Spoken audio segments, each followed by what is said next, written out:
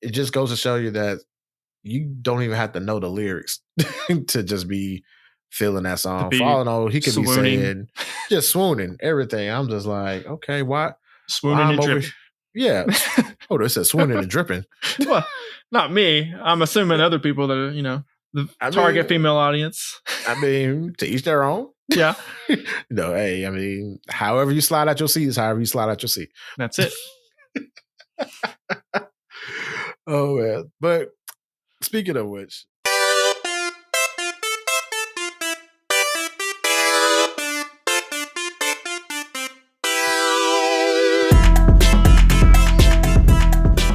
welcome to After Playlist, the podcast that's all about digging up great music, both new and old, and cooking up curated playlists made by real people. I'm one of your hosts, Terry Yo.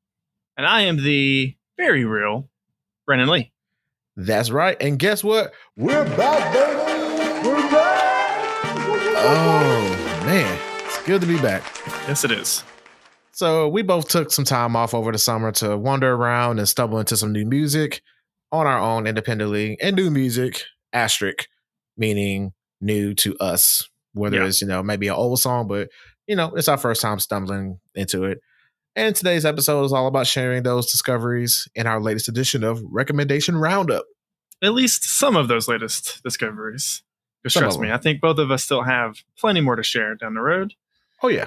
Yeah.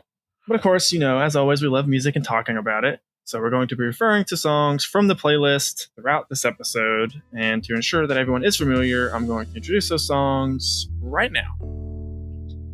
So first off, we have Bender by The Paradox featuring Travis Barker. Umbra by Ghost. Hallelujah, I Don't Think About You by Kevin Olusola. Bambi by BAEKHYUN? I'm probably butchering that pronunciation. Close Very enough. Popular K-pop singer, so I guess you know who I'm talking about. Go by The Chemical Brothers. Energy by Tyla Jane. End of Summer by Tame Impala. Go to Hell by Cheat Codes and CeeLo Green. And then the two albums that we're recommending you today is Trench by Audrey Nuna and I Beat Loneliness by Bush. So if you haven't already listened to the songs that we're about to discuss, we do have direct links to the music playlist in the description, aka the show notes, for your listening pleasures. And before we dive into the episode, we have our customary at the playlist disclaimers. Number one, we respect everyone's opinion, regardless of how wrong or awful it may be. Number two, we want to especially give a thanks to everyone who took the time to rewind back with us over the past few weeks while we were on break. We definitely needed it to recharge our batteries and recharge our listening ears. But, it's time to hit stop on that rewind button and resume our usual shenanigans. And number three, we're just talking about the music. We don't care about what they did in a current life, past life, future life, whatever. We just talking about the song, how the song made us feel, and etc. And lastly, if you're enjoying the podcast, please be sure to give us a like and subscribe to the podcast on Apple Podcasts, Spotify, YouTube, or wherever it is that you get your podcasts. That's the easiest way to share and support the show. And yeah, without further ado, let's get recommending. Yes, sir. Yes, sir. So this time around, we're going to jump into the albums portion of the playlist first and kind of just, share our thoughts on those. And then we'll get into the singles that started off the playlist. You want to go ahead and go first on your thoughts? Yeah. So again, the two albums, Trench by Audrey Nuna and I Beat Loneliness by Bush. Mm-hmm. Okay. So I believe it was my rocking playlist episode where, because it was, I had a song by Rush on there. Mm-hmm. And you made the comment of like, oh, I got it confused. And I learned from this playlist that Rush is not Bush. And I remember on the episode, I laughed. I was like, yeah, they're totally different. But then, like, I remember in that moment, I didn't voice it because I didn't want to derail us. But I had the thought of like, wait, there's a band called Bush? Or is she just saying that to be dumb and funny? Yeah, there totally is. They're like, they've been around since like the early to mid 90s. They're super big, like, super big grunge, alt rock rock band. I have just literally never heard of them before. Wow. And you know what's funny? I had Bush on my weird playlist part 2 on Let the Cable Sleep. That was a Mm. it was a rock But it was the it was remix, a so remix. I didn't clock it that it Yeah. was a rock their rock band or whatever. Yeah, but it definitely had the grunge tone. So this album, I Beat Loneliness, was the first full Bush, take that as you will, that I've that I've experienced from them. I mean, same, just by the nature of I had not really listened to them before. I did go out and listen to like a few of their, because it was a little while after that episode. I went and I was like, what? Maybe let me just look up Bush. Let me see what he's talking about. And then I stumbled into I discovered the group and I listened to like a few of their top songs. I remember at the time I was like, okay, this is like a good like just a good normal kind of grungy rock group, right? Like nothing too out there and weird, just very what's a good word? Run of Like the mill grunge. yeah, for lack of a better word, like yeah, run of the mill. I listened to several of their like top hits from over the years or whatever, and kind of liked them and meant to go back and listen to more of them in the future. I just kept forgetting, kept having other new music and different playlists and whatnot pop up and take my attention. And it just so happened, right as we were making this playlist, I was struggling to find my album. And then YouTube was like, oh, hey, have you checked out this new album by Bush? And I was like, no, I haven't. Let me listen. And yeah, it definitely, it's like it's a solid rock album. Like it's not anything, like I said, it's not anything like too extreme or like unique really or out there, but it's like what it does pretty well, I feel like. You know what? And honestly, I appreciate that from this album Yeah, I do too. because here's the thing, like a lot of legacy artists, not a lot, but I'll say, well, screw it. I would say a good majority of some of the legacy artists will try to change with the times, but also lose their sound in the process. And I don't like that. Like I'm all for growth. Don't get me wrong. You know, grow, change, modernize, etc. But don't lose what makes you you. Yeah. And listening to this album, even though it's a recent release, it still feels like the classic grunge that I personally like. Like, so when it comes to rock, I'm learning as far as like the different categories and subgenres or whatever. This is like my wheelhouse. So like, I'd rather listen to a Bush or a Chevelle or a Seether any day compared to some of the new stuff that's coming out. But I will say there's a couple surprises on this album that kind of threw me off for a little bit. I was like, okay, I see you. Like, you know, they did that grunge thing, but then they kind of stepped out a little bit and kind of modernized and flipped it up a little bit. Now, I don't have a frame of reference as far as like if this is what they've, you know, done in the past, but it's 2 tracks in particular on that album that I was just like, okay, I see you. Okay, what were the 2 tracks? Da-da-da-da. Footsteps in the Sand, the second to last song, and Love Me Till the Pain Fades. I like Okay. those 2. They definitely infuse a little bit of hip hop moments in there, and I appreciate that because it's understated, but it's nice, especially the last one, Footsteps in the Sand. If you got that with a good sound system, it's like straight 808s through the verse, and then then the chorus is just regular rock, and then they switch back to just like it's just stomping. I'm just like, damn, okay, go ahead, So Bush.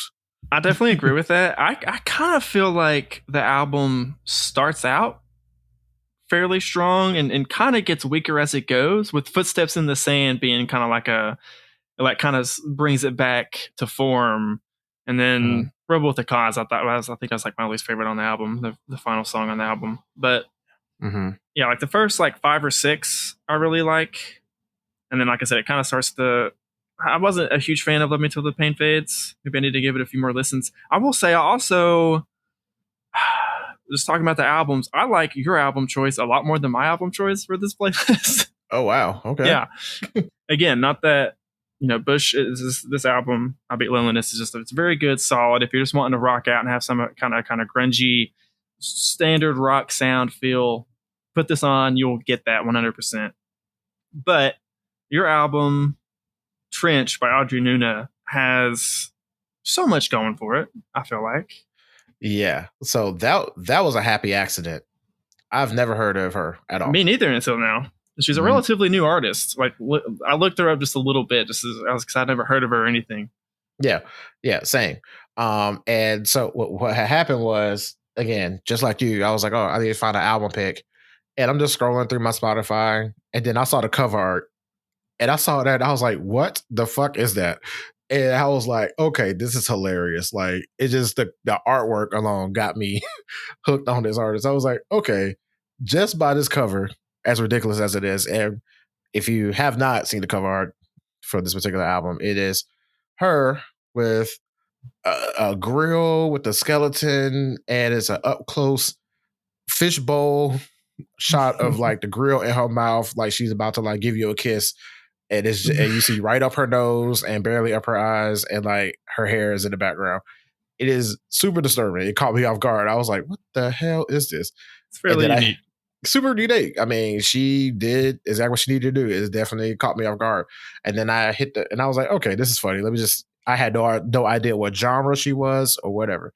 And I just like, okay, let me hear the first song, and then I'll go from there. And I was instantly hooked. I was just like, oh wow, this is dope. And then I was intrigued by something else too. The Trench is a double album, technically. Yeah. Through, I guess, whatever. Nobody buys albums physically anymore, but it's considered a double album. It has 16 songs, and the runtime is shorter than the Bush album. Mm-hmm. It's 40 minutes. So that was another thing that tricked me out. I was like, first of all, you barely find a song over 3.5 minutes. And I was like, okay, how do I feel about that being an old head? I'm used to songs being, 4 minutes, 4 minutes, 5 minutes. But all in all, the album flows. I enjoyed it. Me being a production person. You knew it. Immediately, my first time listening to the album, I was like, I know exactly why he picked this album. Yes. But that being said, like, I mean, probably at least a little bit because of this podcast and you infecting me with that podcast, or not podcast, the production mind, right? But then also just the way they play around with the production on this album. Like, I think that was my favorite part of the album too. It really like kept me hooked. Yeah. All the way through. The way they will like slow it down and kind of chop it up here and there. And just, the production on this album is just, it's immaculate, dude. I love it. 100%. And from what I can gather, it's with her producing partner, the guy that signed her or discovered her when she was posting stuff on IG, Amwar Sawyer, I think is his name. Mm-hmm. So, and I think he pretty much handled all the production on it. And similar to Chica's album, it's something about when an artist can bond with their producer. And then they both work hand in hand, together to make the art. And it's not a bunch of different producers coming in and adding their little tweaks and touches here and there. It's like, it gives it a more unified like feeling to the body of work, right? Exactly. It gives it a full cohesive thing. And it's not to say that you can't have outside producers, but even then, it is just the magic between artist and producer when they have that flow, or at least that artist has a clear vision to where they can get outside producers to infuse that vision with it. But this is definitely not a hodgepodge album of like different cuts from different, sounds, whatever. It flows, is unique with the style and the genre bending, because she goes from like pop to trap to hip hop to R&B. Yeah. She like there's a little bit of jazz, I feel like, in there too. A little bit, yeah. She fuses all of that, and it is seamless. And I enjoy how she can just go from one thing to the other and just like blend and segue right into it. Like, it'd be a song where you think it's gonna be full trap, and then she gets real smooth with it. And then there's other songs where she kind of goes borderline like techno, almost like dance, house music a little bit. And I'm just like, okay, it checks all the boxes for me. So I was like, this is, again, happy accident. Didn't know anything about this chick, became a huge fan, and I can't stop recommending her to anybody and everybody. And there's 2 cuts on this joint that made me really perk my ear up and perk my head and kind of, tilt my head sideways like a dog. Was the Boy's Mind remake, and then the Locket song. When the Locket song was definitely one of mine. What was the other one you said? The Boy's Mind. Is that just the Mine? Mine, I guess, yeah. Dude, okay, so we had the same 2 on that one. Yeah, okay. Mine and Locket were the 2 that like stuck out to me as well. That's funny because like I will always recognize that harp from the legendary Monica and Brandy, the boy's mine. The song, Oh, okay. So that's that. See, I don't have much Brandy and like the older R&B knowledge that you had and grew up with. It's yeah. still a somewhat weaker spot of my music knowledge, so I didn't even pick up that was a reference or is it a reference to just sample or like what was? So it's a sample and a reference, like the chorus and the way she flips Mm, it up. So okay. the original song was the boy is mine, Monica and Brandy, and it was one of the songs that predated social media, but the video and the song itself basically had these two R&B artists feuding over some dude, and the music Mm, video kind of had Monica versus Brandy going back and forth. The narrative could be further from the truth. These two women love each other. They hang out together. Like they're good people. They're actually doing a tour right now as we speak. But predating social media, everybody took that to be true. So it's always been, oh, Monica hates Brandy, Brandy hates Monica, and like people just took that like that whole narrative and just ran with it, and they're just like, y'all, we good. What y'all doing? So, but that song has been sampled to death, and even what's the name did it a while back. What's the name? Wicked Girl, Skinny Girl, Ariana Grande. Ariana Grande did a Skinny girl. I can't think of her name. But yeah, Ariana Grande did a remake of it, and I think she had what's the name on that? Mac Miller, I think, at one point on that remix of that song. So, but yeah, but it's just those harps, like that whole harp sound. Legendary producer Rodney Darkchild, he's been doing R&B music for decades at this point. But like just that harp, I recognized that right out the back. I was like, oh wow. I was like, oh, she really did take that. And then when she flipped over and turned Crime Mob, Pop, Lock, and Drop It into an Yeah, R&B song, I was like, oh shit. and I I like thought that was dope. how like the original is lock one word, it second word, but the title of the song is lock it, like you would have like a picture in your like lock it on a necklace or whatever, right? Mm-hmm. That was very clever wordplay, I thought, just for the title of it to me. So it's a small Absolutely. thing, but Oh yeah, I absolutely love it. And then me being the honorary DJ at work, I was like, okay, I put the album on. I was like, okay, it's an upbeat album. The people I work with, they prefer R&B music all the time. And I was like, I done been R&B to death. I need to kind of switch it up a little bit. So I threw this on just to gauge their reaction. So we all working, and then that song comes on, and they kind of like hear it. And they kept working, that's fine. And then that pop, like a drop. When I said them girls started twerking oh yeah, at work, they're like, hey. Honestly, I probably would have been too, dude. Like it's one of those songs, man. If you came up with that song being popular, like yeah, that's ingrained in you at this point. absolutely.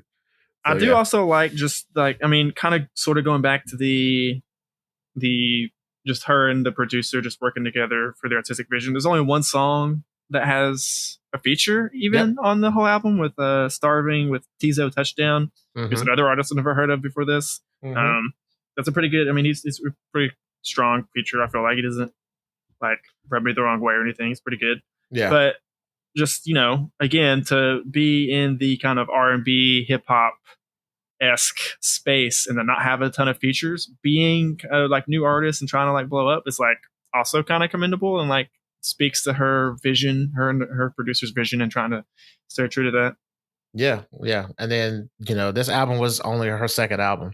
Yeah. So, which is crazy, but because I don't know, I won't say crazy, but it's admirable for her to have that strong of a vision.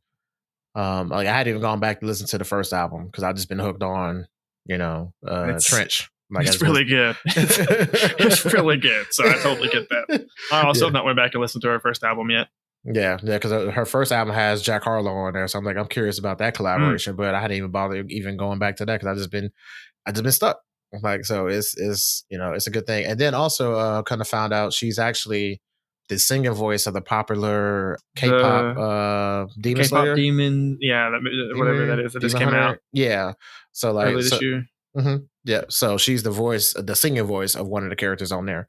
So I'm like, I hope she has a long career, and I'm looking forward to following her from there because I love her creative mindset. I love her versatility, and to me, that's one of the makings of a good artist that has the potential of longevity, in my opinion. I'm putting a pin in it right now, or a stamp on it, however you want to word that. There's been a scant couple of, maybe 2 or 3 times in the history of our podcast so far that we've kind of shed some light on a newer artist that has went on to blow up. I'm calling it that this you have nailed this one. We're going to be seeing her go on to do some amazing things as her career progresses because she is just too talented, in my opinion, not to just absolutely blow up. Absolutely. Continue blowing up. Absolutely. So definitely give Trench a deeper listen if you haven't got a chance to, or recommend it to everybody. You should have already listened to it at this point, if you listen to the podcast. But if you haven't did your homework, definitely give it a thorough listen and definitely recommend it because there's something on that album for everybody. You literally can just press play and walk away. Yeah, I agree. And again, it's a short album, 16 songs, like 41, 42 minutes. Each song, if you find a song you like, it definitely, like, none of the songs overstay their welcome. They all kind of leave you with a feeling of like, I want more of that. Whereas give me more, which is, all things considered, I feel like that's where you want to kind of be as an artist. So props to her for that as well. Absolutely. So leaving people with wanting more, let's jump into some of the singles. Yes. Let's jump into, we got to talk about our boy Tame Impala. We can't dance around this too much longer. We have to get into it. Yes. So the reason, let me just go ahead and say out the gate, the reason I was struggling with finding my album, and I kind of found the Bush album last minute, was because I had seen, like, a couple weeks before End of Summer dropped, Tame Impala was teasing new music, and I think I kind of jumped the gun and assumed it was going to be a new album, which honestly it doesn't make much sense because he hadn't released any singles until then. And then, of course, whenever the new music finally dropped, it was just the single End of Summer. But it has immediately hooked me since I first listened to it. I don't know about you. If you are digging the new electronic direction he's going, I am here for it. People online seem to hate it, but I feel like that's been kind of the nature of his career. With every album he does, he goes in a different direction and is trying new things. And people who love him for his past album or one of his past albums hate it. Let the boy cook. I think I'm super excited to see what the new full album of his new stuff is going to sound like. I am intrigued as well. However, I do slightly agree with some of the objections that some of the fans have had. Ultimately, it's like this. So I didn't know what to expect. I wasn't expecting this. And I'm not saying that it's a bad thing. I just wasn't expecting it. But also coming from our deep dive where I've kind of learned the evolution of Tame Impala's music from, the drummer rock, psychedelic sound. And then it's like he's getting further and further and further away from that a little bit, which is okay. But I'm in a weird situation where I'm at it like, okay, I'm gonna put a pin in it. I'm kind of trying to reserve judgment, but I would be lying if I didn't say I was shocked when I first heard the song. I was definitely a little surprised. I can admit to that, yeah. Yeah, I wasn't fully expecting it. Now, upon some re-listening, I was able to kind of catch the classic Tame Impala vibe. It's just the drum pattern and the unsi of it all. It's kind of it took over initially, but then once I had to kind of like accept that and then like move past it and actually listen to the lyrics, then I was just like, okay, that's the Tame Impala I know. Over this, it's like, okay, the best way I can put it is, this is an original. This is an original Tame Impala song, not a remix. But just listening to it, it feels like somebody did a remix of a Tame Impala song. You know what I'm saying? Yeah, I do. Like that's the vibe that I'm getting from it. Like it's like I'm listening to it, but I was like, oh, okay, this remix is fine. I kind of want to hear the original. Oh shit, this is the original. Don't know how I feel about this. Don't hate it. Don't love it.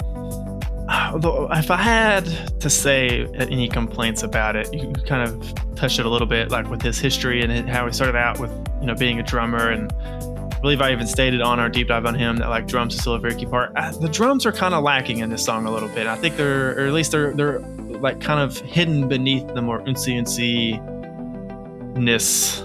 more EDM style of the song. So like, I don't know, it definitely is missing that.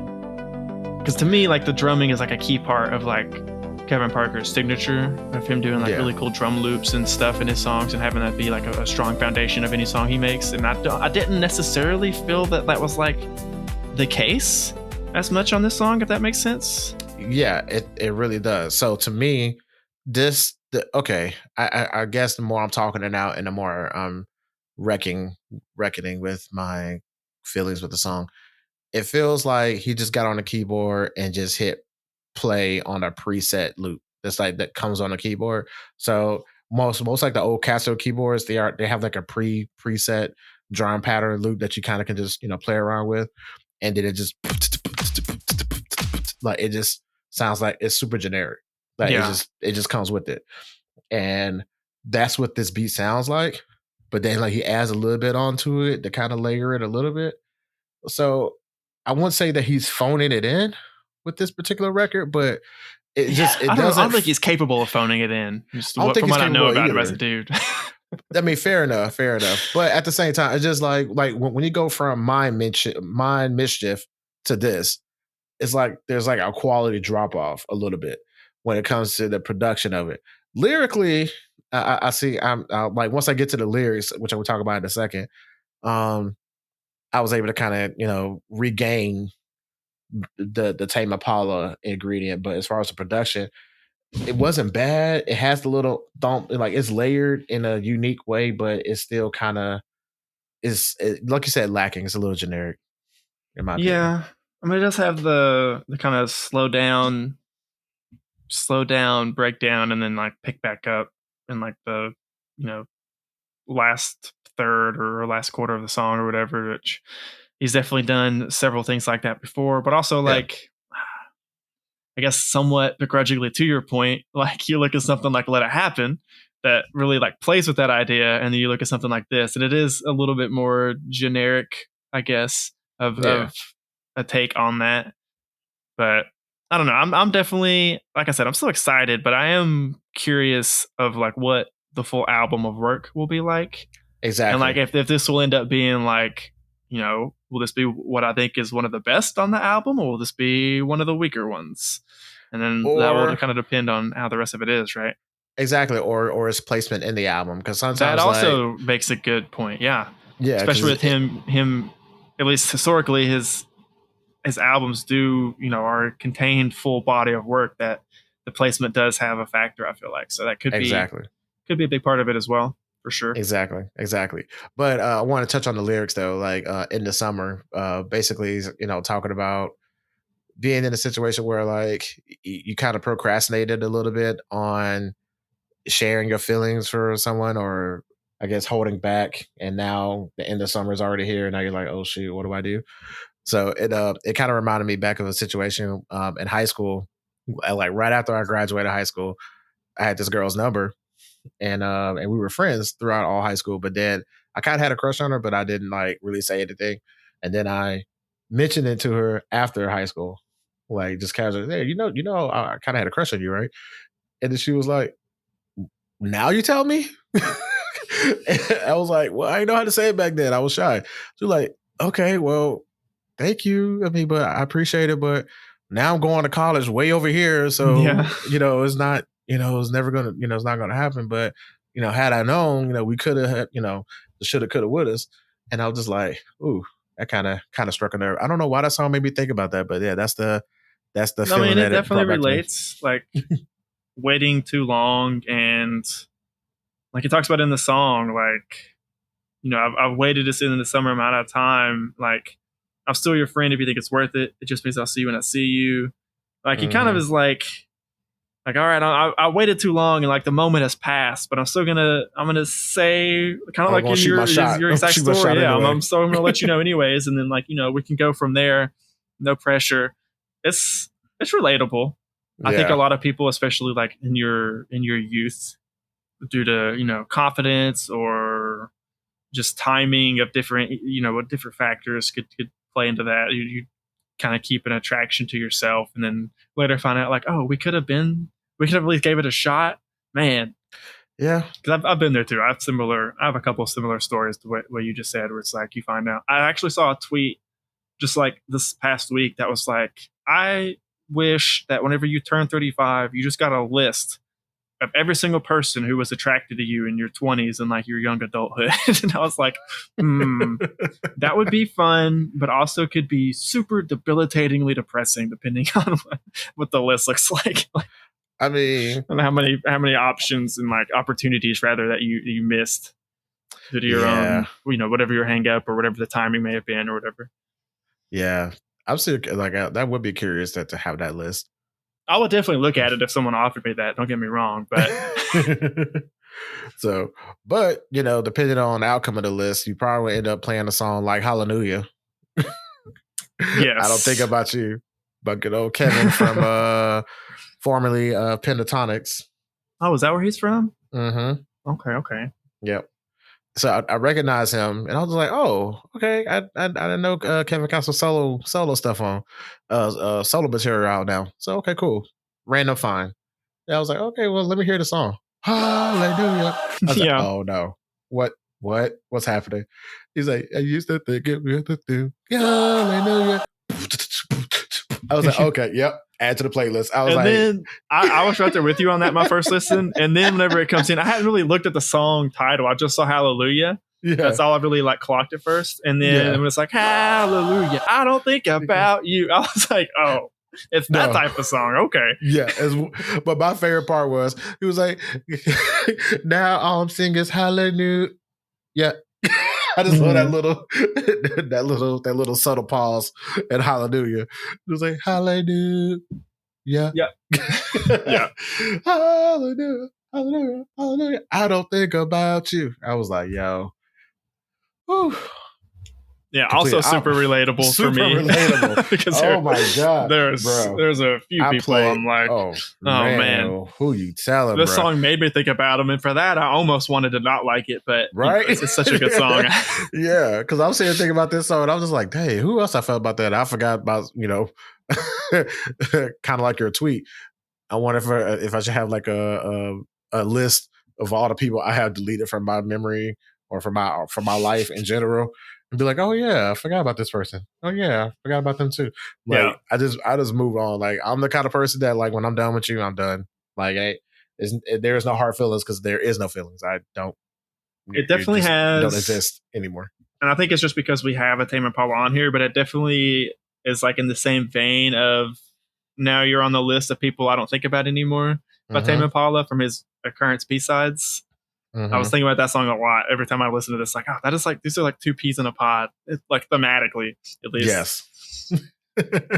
But yeah, the playing with the Hallelujah and the it's got the full choir singing that bit, and then it comes in with the beat drop and everything. It's Oh yeah, and then even with the falsetto, like he got up there too with the falsetto for a little bit, and then came back down with it. I was like, okay, go ahead, Kevin, because I didn't know I was used to him just doing a beatbox, and actually, I don't know if he's former. I think actually he might still be in Pentatonics. I think it was the other. Could just be branching out. Yeah, branching out. Yeah, because I think another guy had left, and they added another guy. So that's what I'm thinking about. But either way, in Pentatonics, I'm used to him just doing the beatbox. So he always does the beatbox for the group. For those who don't know, who should already know, Pentatonics is an a cappella group of 5 different singers, and they don't use any instruments. They just beatbox the whole thing. Stupid talented group, man. Stupid talented. Like, I think you actually turned me on to them way back whenever we were like first met and became friends. I think it was either you or someone else in our circle at that time, but. Yeah, because I think it was South Africa Tim is the one that put me on Pentatonics. It might have been him who told me about it too, and then you were just chiming in like, you should check it out. Yeah, I co-signed it. Yeah. It's worth it. So, but yeah, just him branching out and doing some solo material. I was just like, oh, this is dope. I'm definitely gonna. Oh, it kind of makes me want to go check out. I didn't realize that was from because I don't really know. I know Pentatonics. Obviously, like I just said, but I don't really know any of the individual artists from it. So I had no idea that he was from that. So that kind of makes me curious about what else he's come out with. So I'm going to have to go back and check him out. The rest of the stuff. Absolutely. And okay, so kind of funny, completely like by accident. It's kind of kismet though, that I have a song that thematically kind of fits in with Hallelujah, but it's like the other side of the coin, and that's Go to Hell by Cheat Codes and CeeLo Green. Yes. Had not listened to Hallelujah at all. This was just a random YouTube was like, oh, this just came out. And I was like, I like CeeLo Green. No idea who Cheat Codes is, but I like CeeLo Green. Let me give it a listen. I really dug the song. Slapped it on for our recommendation roundup. And then just as I was literally my first listen through, Hallelujah is the third song on the playlist. As soon as like it started playing and I heard like what it was about, I was like, oh, that fits so well that we ended up doing that by pure accident. Yeah, absolutely. So much so that I was very much tempted to like rearrange the playlist, but I was like, nah, I'm just gonna leave it as it is. It's kind of a hodgepodge of a collection of songs, except for the albums. But I strongly was gonna. I put it like almost put them back to back. Almost put them back. Like I had the text message typed out, and then I got distracted, and then I ended up coming back to it, and I was like, you know what? That's just a universe telling me to just leave it be. It's perfect as it is. Just leave it alone. But yeah, that CeeLo Green song, "Go to Hell." For me personally, again, I don't know if it was planned that way or not, but to me, I pretty much consider this as like "Fuck You" Part 2. Well, it's in my mind, like just like I can listen to Hallelujah, "Fuck You" by CeeLo Green, and then "Go to Hell" right after that. It's just like they all just flow together. It's weird because like the very first time I listened to it, before I finalized it as my pick, I listened to it like a few more times before we actually compiled the playlist. The very first time I listened to it, I kind of was I think I was driving maybe at the time, or I was busy doing something, and I wasn't like super paying attention to the lyrics.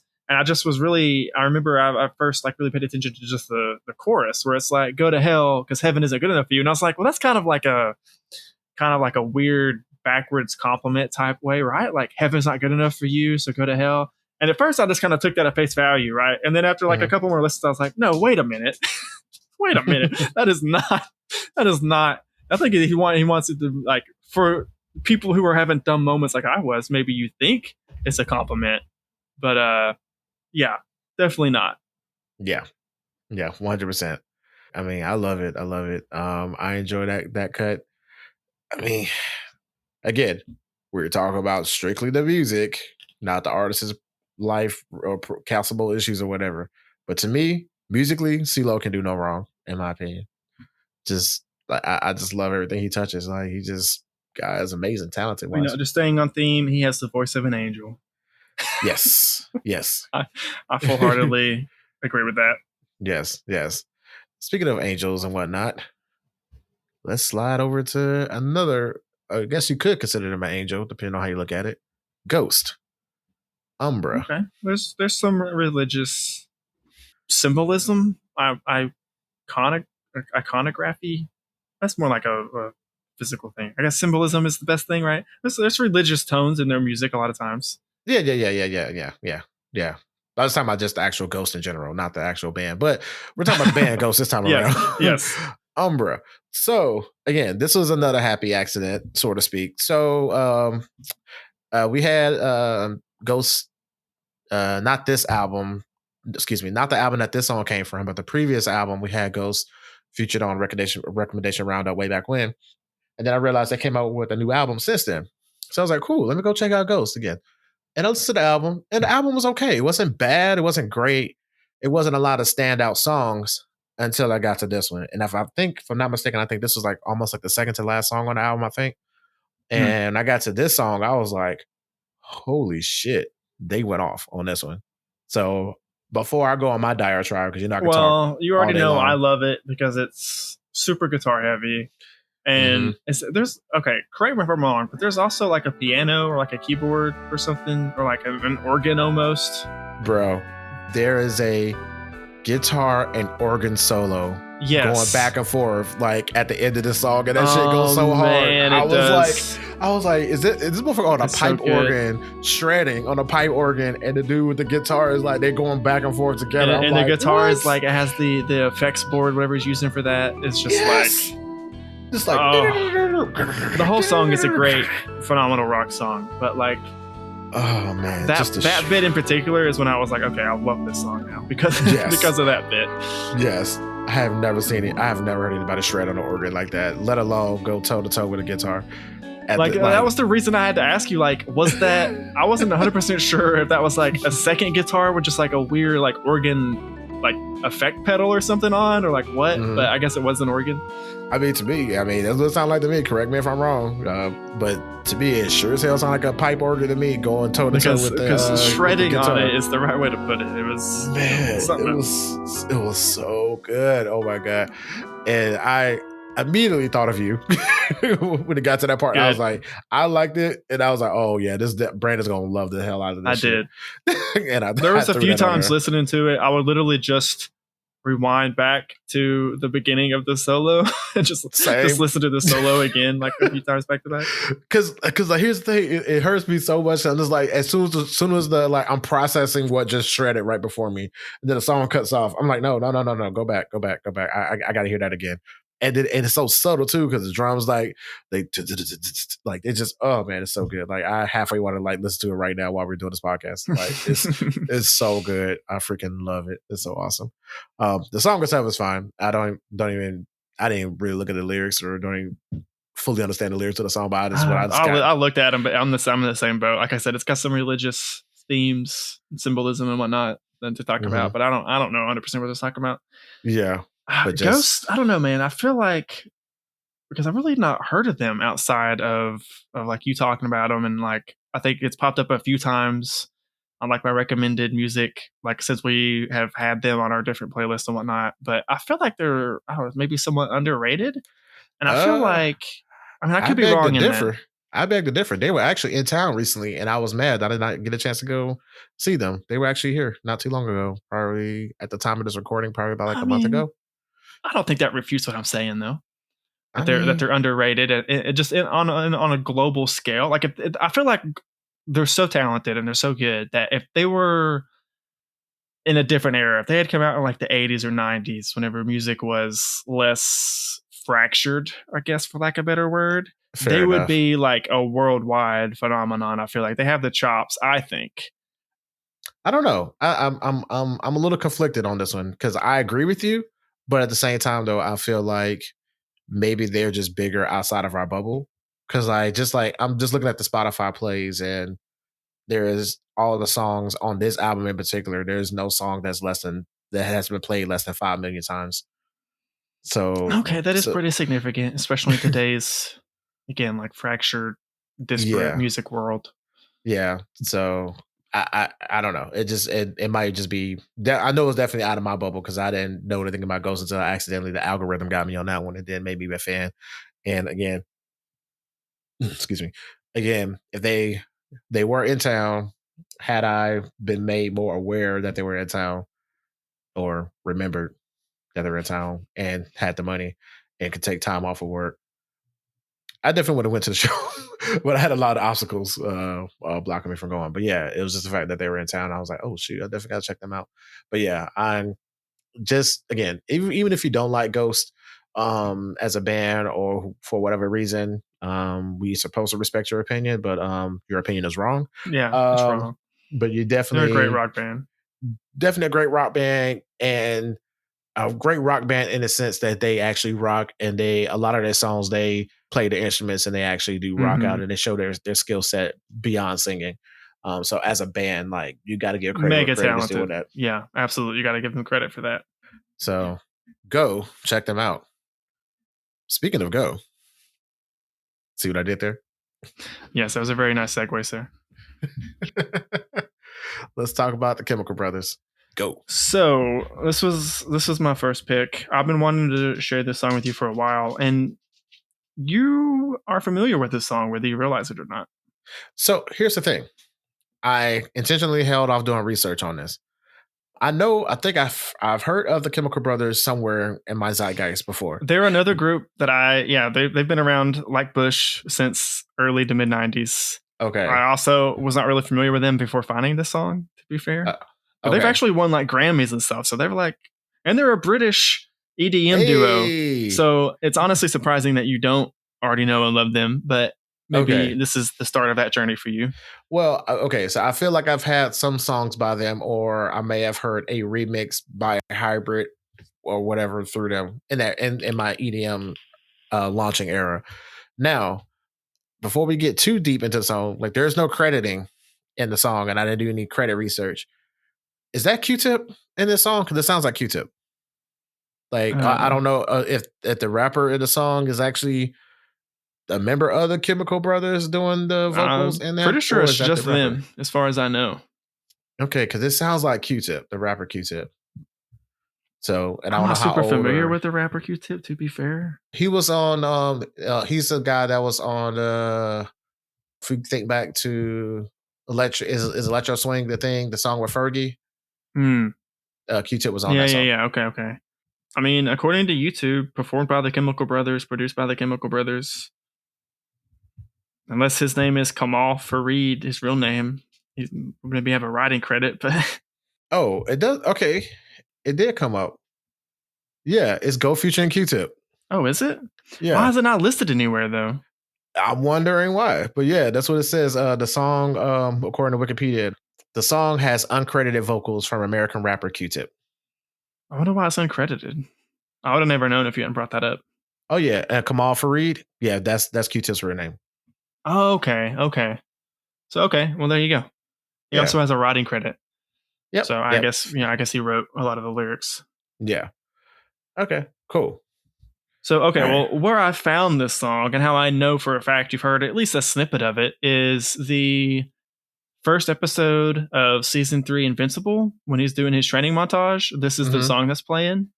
And I've had it saved in my Oh, library since then, just waiting for the perfect moment to add it to a playlist. that's dope. How dare you have songs in your pocket, sir? As I if I know, don't have right? songs in my own.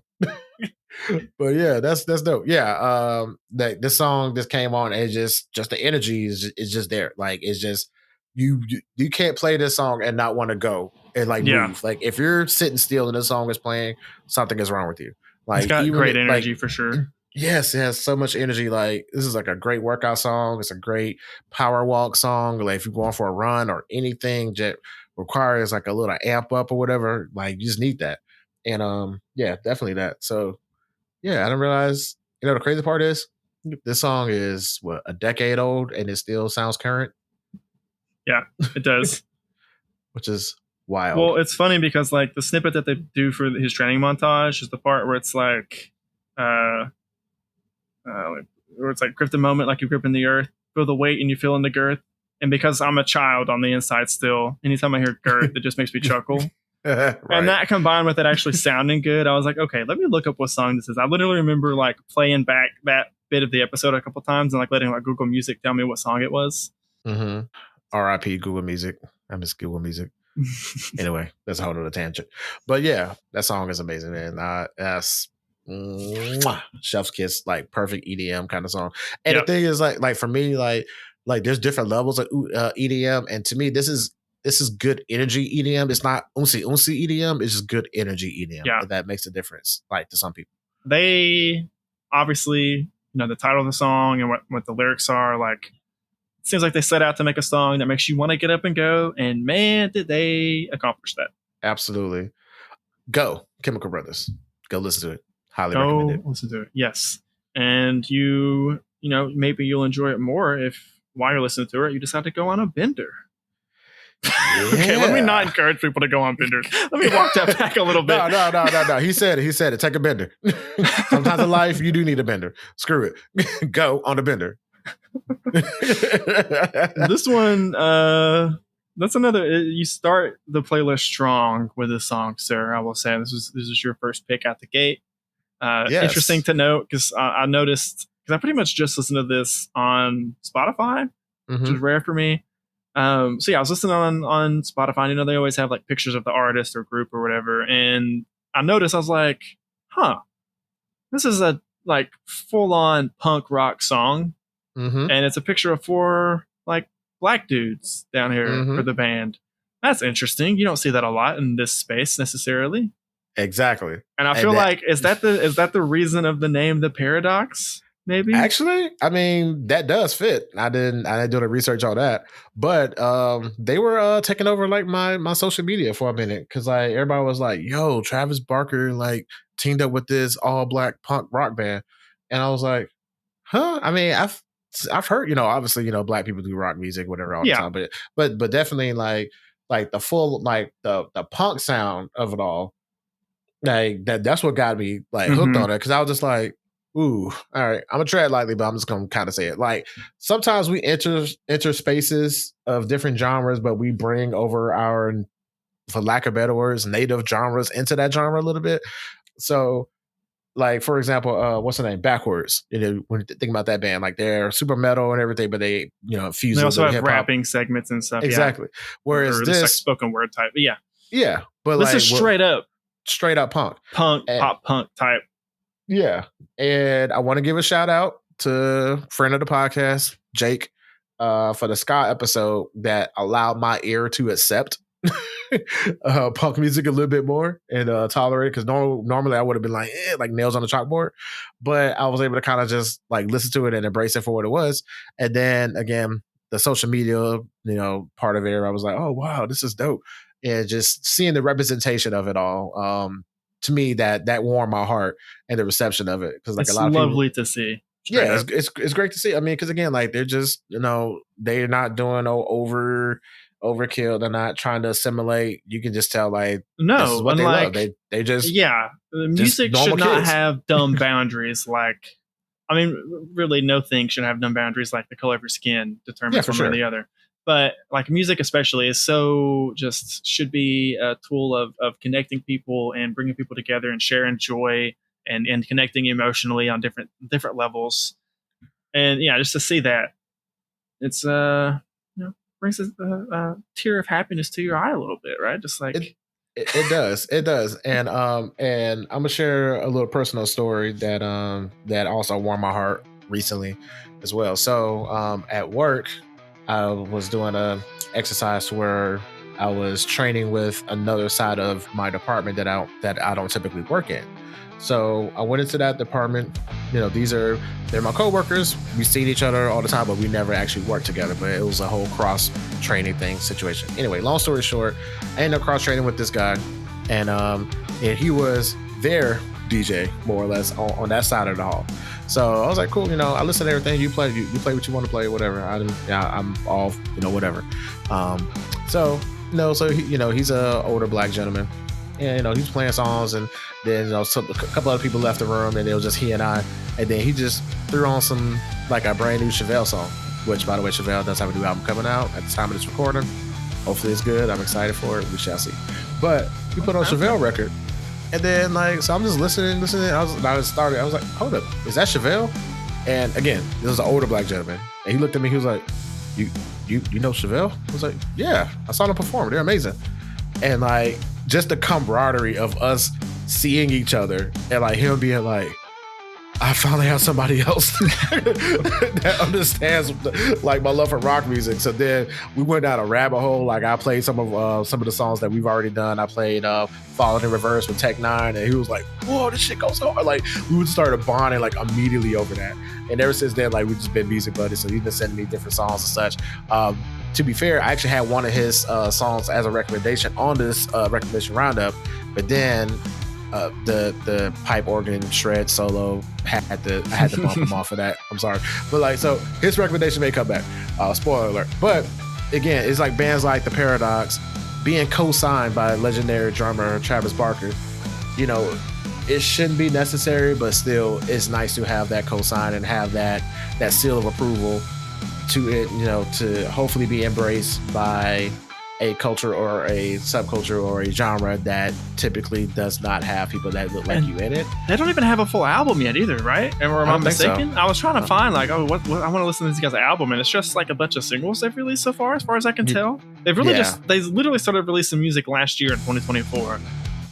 As far as I could tell. Again, someone you know better than me, please let us know. But to come out swinging out the gate, already have like several of their songs, like several million listens, and like you said, have literally like pop punk legends Travis Barker signing them and saying like, yo, let me drum for you guys and get my, you know, help boost you guys just through name recognition. Like that says a lot. Yeah, it does. I mean, it's sad, you know, it's similar just like with whole, you know, Lil Nas X, how it took Billy Ray Cyrus to hop on a remix to help solidify his career. So with these boys, doing their thing, and yeah, they're at the time of this recording, they're like only a year old. Yeah, like they're also Atlanta natives. I don't know if you I did not saw know that. In my little bit of research I did on them, yeah, they're from Atlanta, so that makes me super excited that hell yeah, I'm definitely gonna be keeping my ear out for once they start touring and playing like live shows, because man, that will just be amazing. A great band to go and support locally, I feel like, and to see them live. Okay, piggybacking on what you said earlier, we're putting a pin in it. We're gonna watch these boys blow up. So we got Audrey and we got the Paradox. Co-sign first. We're the founders. We're the ones that discovered them. Nobody else. I'm just kidding. but yeah, both your picks too, I might say. So you're on a roll on that level for this. I mean, look, I'm trying to catch up to your greatness. I mean, you didn't want to put me on Doechii like early on in the game, and now look at her now. That's true. Like doing the thing. Maybe maybe that's a sign of what's going to come for these guys. Yeah, absolutely. Knock on wood here. yes, definitely knock on wood, and much success. Yeah, I definitely enjoyed the song. It's a perfect way to kind of just get back into the swing of things and just get you right in the mood to just listen to some good music. So I had to start this song off first on the playlist, in my opinion. From there, I want to move on down to your last single pick, actually. Okay. Bambi by BAEKHYUN? BAEKHYUN? I have no idea how to pronounce this man's name. Korean names are hard, but yes, but Bambi. Yeah. That was a happy discovery as well, because during my break, I decided to kind of, I did some little, not full on deep dive, but just some explorations into some other genres that I'm not really super familiar with. So I'm familiar with K-pop. I like K-pop. We've had several K-pop featured on the podcast in the past. Absolutely. But then I discovered that K-R&B is a thing. Yes, which this definitely is.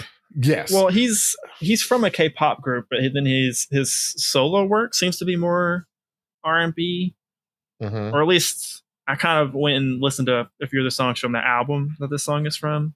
Okay. Which the album is a few years old. This isn't like brand new, so people should be, if you're a fan of this type of music at all, you should already hopefully know it. But it was definitely new to me. I guess it was new to you as well. And yeah, it definitely seems like you said, K-R&B. Yeah, I know, right? All these letters, right? But K-R&B is a thing. Crib. Welcome to my crib, shout. No. but yeah, man.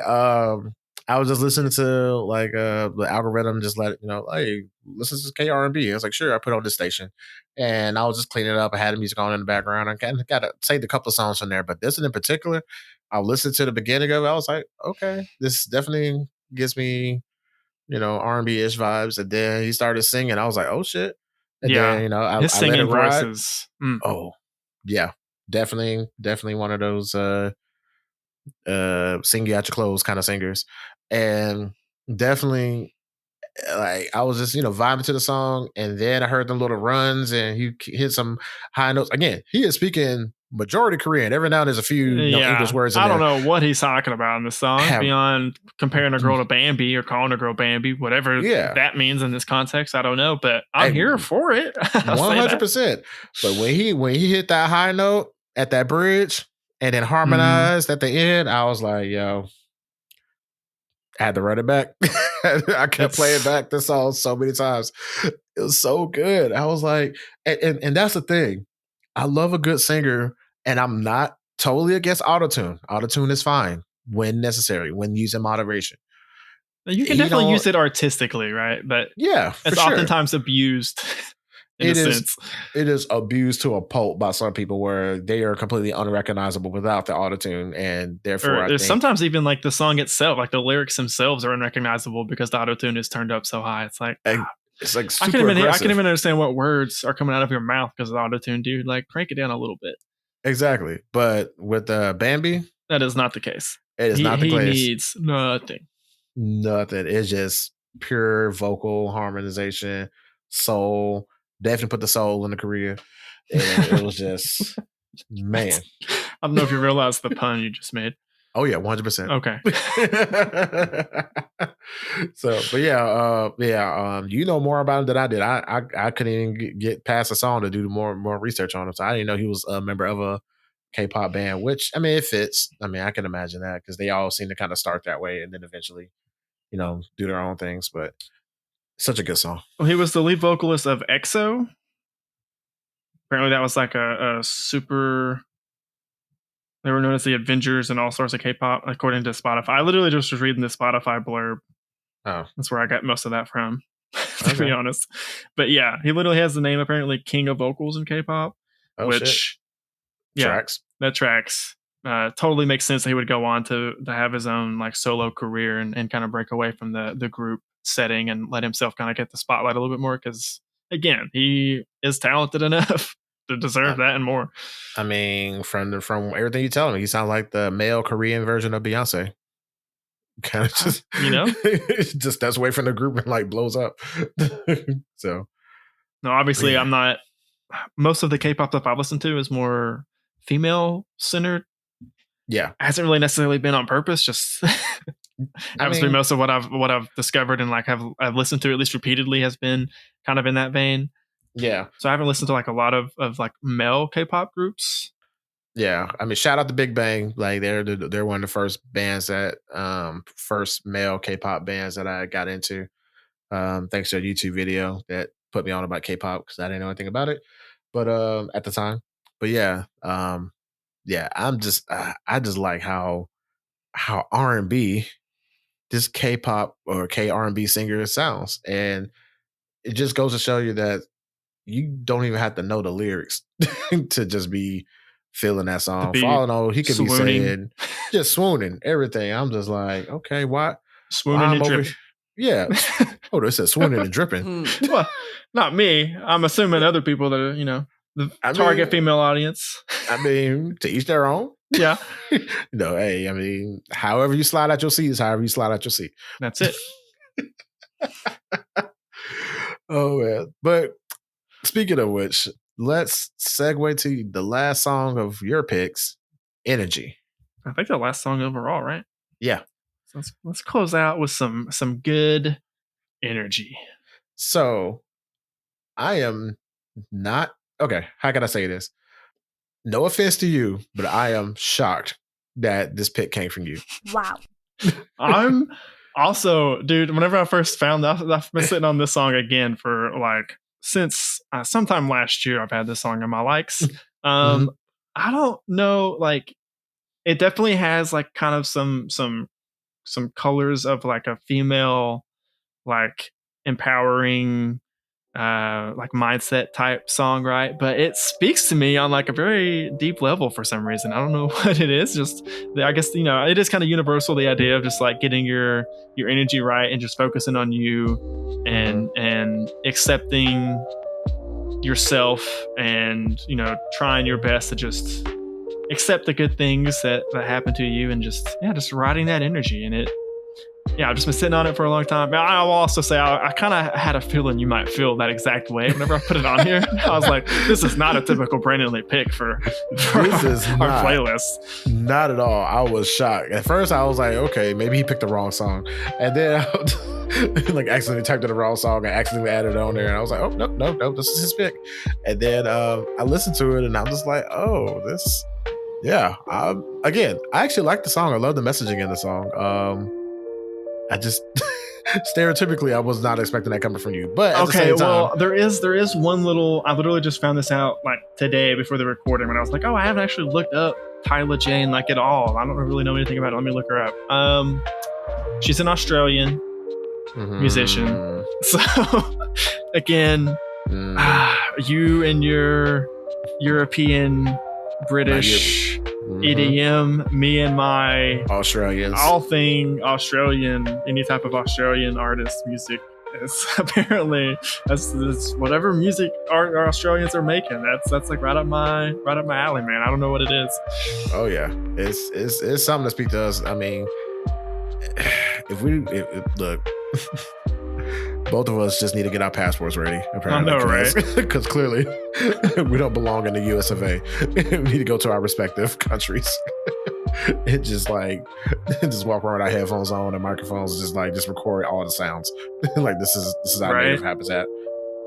But yeah, it's such a good song. Like I don't know much about her at all. Beyond that, she's Australian and that she's like a lot of, according to like Wikipedia, a lot of her music is kind of in the same like kind of chill R&B, a little bit of R&B-esque, a little bit of pop-esque. Like it's got a little bit, it's got some seasonings from a bunch of different things, but like not really fully dipping its toes in any of them. Flavor. Yeah, beyond that, I don't really know much either, but the song is just, it definitely, I feel like could have possibly been a good fit on like our chill playlist, I think, to some extent. A little bit, or definitely Ladies Appreciation playlist. Or Ladies Appreciation would have been good for that one as well, yeah. Well, probably would have been a better fit for that, but we didn't have a hand in that playlist, so I couldn't add it then. Exactly. Actually, I don't think I had found it at that point. I think I found it shortly after that, but maybe that playlist is responsible for me finding it on some level. Maybe the women I listened to for several weeks, YouTube was like, oh, I know what you like, here. Yeah, like clearly you're a girl boss. Here's a song, you need to hear this. But yeah, just even though the song, like you said, does have the girl boss connotations to it, regardless of whatever, you got to protect your energy. And, don't let other people, ruin your vibe because of they're having a bad day. I like the song, and it's such a good vibe. Yeah, my favorite line is just like near the end where it's like, manifest that, write it down, it's happening. Because it's like, like not only do you got to protect your energy and kind of look out for it, like on some level you have to make kind of an effort to bring that energy in, or to keep that energy. Like literally you have to, again, manifest it, speak on it, tell yourself over and over again, I'm gonna keep my energy, I'm gonna get the things I want, and like just that mindset goes a long way. Absolutely, I agree. And you know what else goes a long way? Liking and subscribing to our podcast. There you go. So we want to thank you guys for listening to our playlist and hanging out with us today. You can always go to afterplaylist.com for our social media links, previous episodes, as well as previous playlists. As we said before, like and share this episode and this playlist is totally free, and it helps support the show. But if you want to do a little bit more, you can join our Black Giraffe community over at blackgiraffemadethis.com for visual podcast merch, but definitely for exclusive content. Also, our Patreon has been updated. So we are officially at patreon.com/blackgiraffe. Again, patreon.com/blackgiraffe. You can help support us with this podcast as well as our future projects that are coming soon. Keep an eye out for that, or an ear out. Yes, absolutely. Just stay on the lookout. Stay focused. Yes. Manifest that. Manifest that. There you go. There you go. That's what we're talking about. Protect that energy. Yeah. And manifest that black giraffe. There you go. So anyway, we're back with a brand new playlist next week. Thank you guys for returning back and supporting us through the break. And thank you for listening. And keep on listening. Thanks for listening, and keep on listening. Bye. Bye. Black Giraffe made this. Black.